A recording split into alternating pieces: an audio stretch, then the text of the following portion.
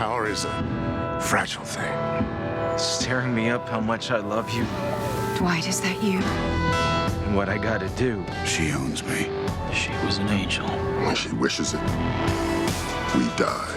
One of these days, she'll pull the trigger. It's a good game. Well, moviegoers often hear the phrase, the sequel is never as good as the first when talking about movies. Well, this summer, it seems Hollywood is betting big that they will be releasing 11 films from early May to late August that are sequels.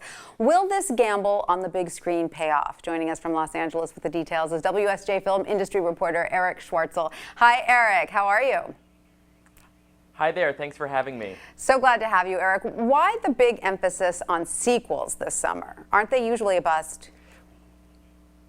Well, you know, not always, especially financially. I think a lot of studios look at sequels as a pretty reliable way to count on some good box office returns. That's certainly the case with a lot of the movies coming this summer. You've got a lot of anticipation around some of the franchises like X-Men, Spider-Man 2, which comes out tomorrow on Friday, and also films that have, you know, taken a longer time to come out, like Dawn of the Planet of the Apes coming later this summer. It's been about 3 years since the last one did rather well at the box office for 20th Century Fox. So what is the formula for releasing a sequel? How long does a studio usually want to wait before releasing the next one? Well, you know, I don't know if there's exactly a sweet spot. You certainly want to balance, you know, a franchise's momentum with without risking audience fatigue, right? You know, how can I miss you if you won't leave, right? But some of the films that are coming out it has been a while since they've since the originals. That's certainly the case with children's movies like How to Train Your Dragon 2, which take a lot longer to develop.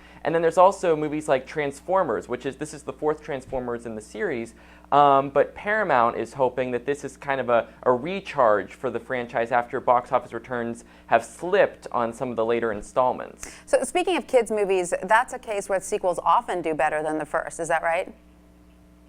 Absolutely. I mean, and you can see why, right? It's, you know, with toys in the meantime, and also certainly with deals with Netflix and cable, you can really build up a lot of new fans in the years between installments. I mean, some of the people going to see How to Train Your Dragon 2 probably weren't born when the first one came out. That's a whole new audience for DreamWorks. Absolutely. Well, we've got some blasts from the past, too, right? There's some movies that are coming back this summer that we haven't seen for 10 years or more.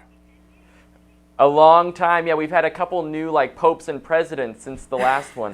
That's the case with the new Sin City coming in August. It's been about 9 years since the last one, but this is a trend that's continuing. And next summer they're expected to release another Jurassic Park, and there's also talk in 2016 of a sequel to Independence Day, which would mean it's been 20 years since the last alien invasion. Wow, Erich, thank you so much. I hope we can wait for the third one of that sequel. Thanks so much, Erich.